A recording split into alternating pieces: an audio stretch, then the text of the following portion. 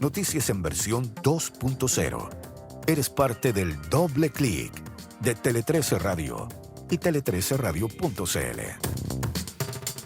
Don Alberto Rojas, director del Observatorio de Asuntos Internacionales de la Universidad Finisterre, como siempre los viernes con nosotros aquí para hablar en el día de hoy del famoso, ya no sé cómo llamarle, acuerdo, principio de acuerdo, memorándum de entendimiento. ¿Cuál es el término correcto entre Irán y Estados Unidos? Buenos días. Hola Ramón, buenos días.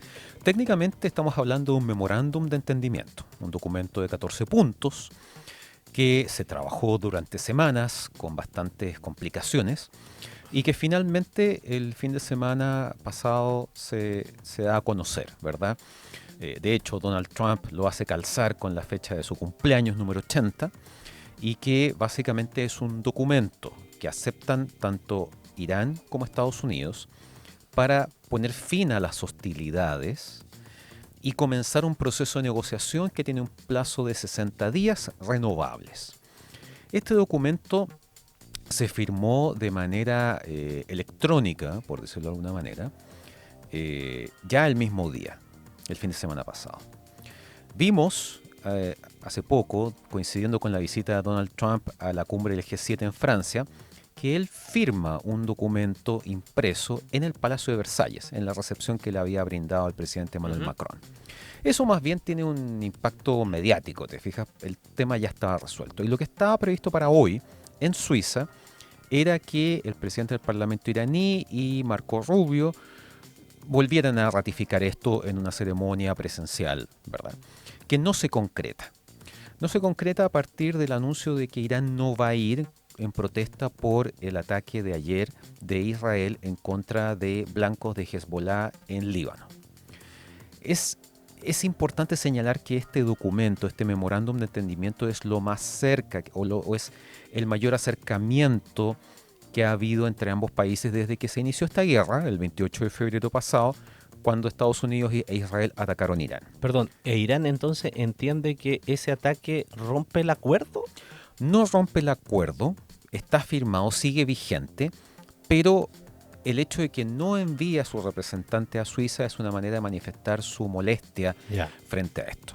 Si uno revisa los 14 puntos que después de muchas filtraciones y declaraciones no oficiales se dieron a conocer, si uno lee el primer párrafo, el punto número 1, dice Estados Unidos e Irán y sus aliados.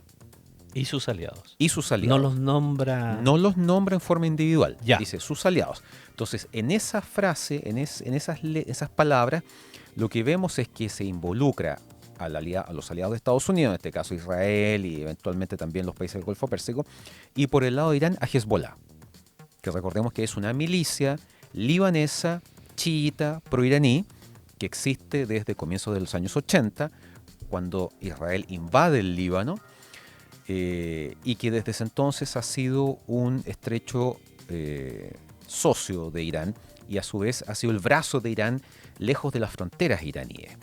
¿Te fijas?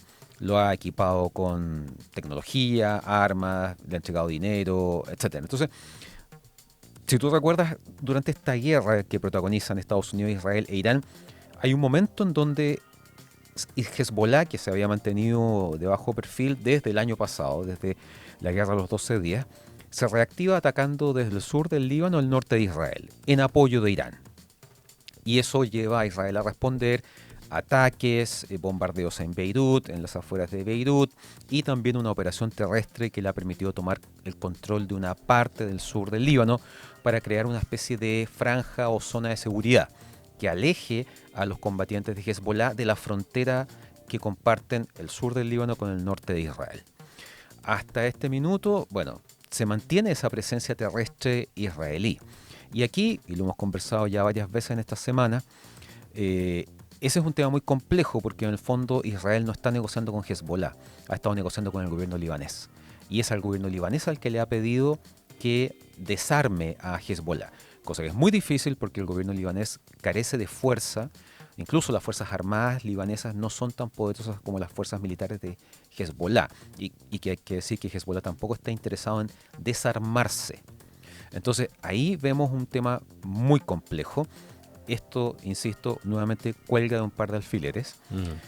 no necesariamente podríamos no digo que sea imposible, pero me parece que vamos a ver episodios como este repetirse sin que este memorándum de acuerdo termine en el tarro de la basura. Ya. ¿Y este memorándum de acuerdo tiene plazos?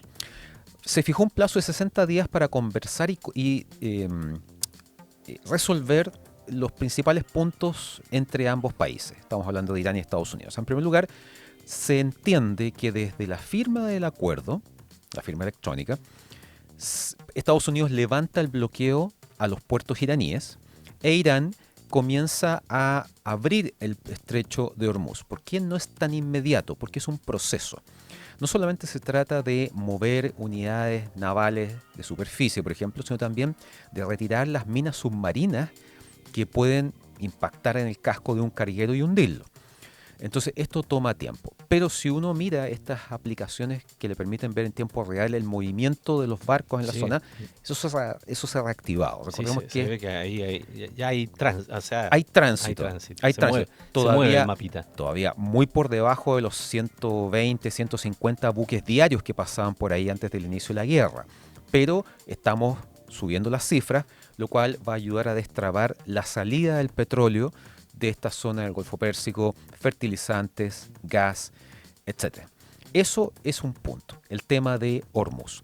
Lo otro es que Estados Unidos inicia el levantamiento progresivo de las sanciones económicas sobre Irán, lo cual, dentro de otras cosas, le va a permitir reactivar la venta legal de su petróleo.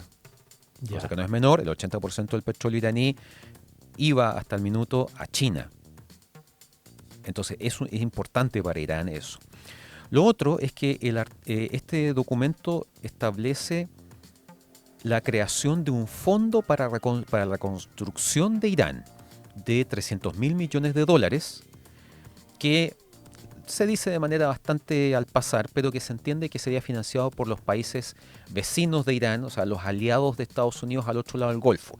Kuwait, Qatar, Bahrein, Emiratos Árabes Unidos. No es poca plata, ¿eh? Por supuesto. Ahora, ellos son los que tienen plata. Sí. Si hay alguien que tiene plata, son ellos. Es verdad.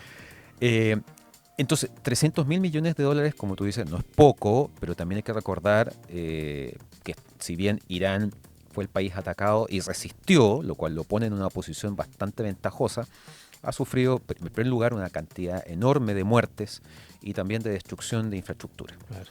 Lo otro que se va a conversar es descongelar o destrabar el acceso de Irán a cerca de $100.000 millones que están en bancos occidentales. Fondos que estaban congelados y que ahora va a poder ser descongelado para que Irán tenga acceso a ese dinero. Ya, pero si empieza a levantarle todas esas restricciones a Irán, uno así, hasta ahí, llegando hasta ahí, colocando un punto suspensivo. Pero falta. Falta todavía, sí. Pareciera que la guerra la ganó Irán porque destraba todo. ¿O a cambio de qué tanto acceso a sus recursos? Nada es gratis. Efectivamente, el tema que se negocia acá es el programa nuclear iraní. Ya. En algún momento Estados Unidos también habló de incluir el programa de misiles balísticos, pero claramente ahí no le fue bien en la negociación. Y de lo que se lee en este, insisto, memorándum de entendimiento, que es bastante sucinto, general, 14 puntos, establece en primer lugar, o se entiende, mejor dicho, que Irán va a conservar un programa nuclear de uso civil, que es lo que siempre ellos han declarado, pero que Occidente y la comunidad internacional nunca le creyó. Sobre todo cuando el año pasado se reveló que habían enriquecido uranio al 60%. ¿Qué hace con ese uranio al 60% entonces ahora? Ahí está el tema. En algún momento se habló de que Irán tenía que entregarle ese uranio, que son unos 450 kilos, que si tú lo enriqueces de 60 a 90% te alcanza como para 9 bombas nucleares. Que Irán tenía que entregárselo a Estados Unidos. Ajá. Ahora el planteamiento es que tiene que degradarlo, o sea, de algún modo desactivarlo. Bajarla del 60%. Exactamente. Porque para un uso civil no necesitas 60%. Para un reactor de uso civil necesitas promedio 5%. Ya. O sea, está mucho más cerca de un arma nuclear que de un reactor de uso civil. Y que esto va a ser supervisado por la Agencia de Energía Atómica de las Naciones Unidas. Ellos se van a encargar de vigilar esto y de tutelar que Irán efectivamente no avance hacia la construcción de un arma nuclear. De hecho, se establece, al menos en este memorándum de acuerdo, que Irán se compromete a no desarrollar un arma nuclear. Lo cual, bueno, las palabras se las lleva el viento, pero al menos en este documento, y si todos confían, lo cual es complejo, ¿eh? Sobre todo para Irán. No estoy entrando a defender a Irán, pero recordemos que Irán ya había firmado un acuerdo nuclear con Barack Obama en 2015, que básicamente establecía algo similar: el levantamiento de sanciones a cargo de monitoreo constante de las instalaciones nucleares para verificar que tuvieran energía nuclear, pero no para usar un arma, para no construir un arma nuclear. Y que en 2018, cuando llegó Trump rompió este acuerdo, restableció las sanciones, y entonces Irán dijo: perfecto, si Estados Unidos se desdice, yo no tengo por qué seguir cumpliendo lo comprometido en 2015. Sí. Entonces, obviamente hay una desconfianza real, al margen de lo que significa haber entrado en guerra con Estados Unidos e Israel en febrero de este año, ¿te fijas? Entonces, este es un tema que por algo establece que los 60 días son renovables, porque esta negociación que va al detalle va a ser compleja, va a haber muchos detalles importantes que va a haber que resolver, un tira y afloja no menor, pero al menos si esto se mantiene en pie, en los próximos 60 días no hay actividades militares. Veamos si Israel realmente se suma o no a esto, que parece tener una visión completamente distinta. Va a haber negociaciones y sobre todo se va a ir liberando el flujo de barcos de carga en el estrecho de Hormuz. Pero sí, y para terminar, si el objetivo, aunque no haya sido declarado, firmado, puesto en algún lado, pero sí expresado como intención en más de una oportunidad de terminar con el régimen de los ayatolá, después de la guerra, nada. Al parecer, incluso algunas interpretaciones son al contrario. Todo esto llevó a que se fortalecieran más, incluso la oposición, que se presentaba o pretendían levantar como una alternativa. Uno no sabe a esta altura qué pasó con esa oposición, a lo mejor la arrasaron completamente y terminaron más firmes el régimen de los ayatolás que antes de la guerra. Sí, si uno pudiese hablar rápidamente de vencedores y vencidos, es complejo, porque aquí nadie ha derrotado a otro país, pero la posición de Irán, a pesar de la muerte de Ali Khamenei, el líder supremo, la muerte de gran parte de la cúpula militar, el gabinete, etcétera, lo cierto es que la posición de Irán en este minuto es mejor que la que tenía antes. A pesar de todas las pérdidas, la destrucción, las muertes, está en una posición lo suficientemente sólida como para negociar con Estados Unidos. Estados Unidos nunca logró concretar la caída del régimen ni nada similar. Y ahora incluso, recordemos que durante una parte del conflicto, Irán aprovechaba de cobrar un peaje por cada barco que dejaba pasar, que era prácticamente a cuentagotas, $2 millones por barco. Dentro de las cosas que se va a hablar es si eso se mantiene o no. La intención es que no, porque sería una mala señal que en pasos importantes, shock points como Hormuz, Bab el-Mandeb, etcétera, se empezara a cobrar. ¿Qué es lo que pasa, por ejemplo, cuando tú usas el canal de Panamá o el canal de Suez, que es una infraestructura artificial? Entonces, la idea es que efectivamente el estrecho de Hormuz tiene dos costas, la costa iraní y la costa de Omán. Hay dos países distintos a los lados, digamos. Omán tiene muy poco protagonismo en ese aspecto, entonces por eso se tiende a delegar en Irán la autoridad sobre el paso o el libre tránsito, que garantice el libre tránsito de barcos por esa zona. Alberto Rojas, director del Observatorio de Asuntos Internacionales de la Universidad Finisterre, como siempre los viernes con nosotros. Que tengas un buen fin de semana, Alberto. Igualmente. Gracias, para ti, ¿eh? que estés bien.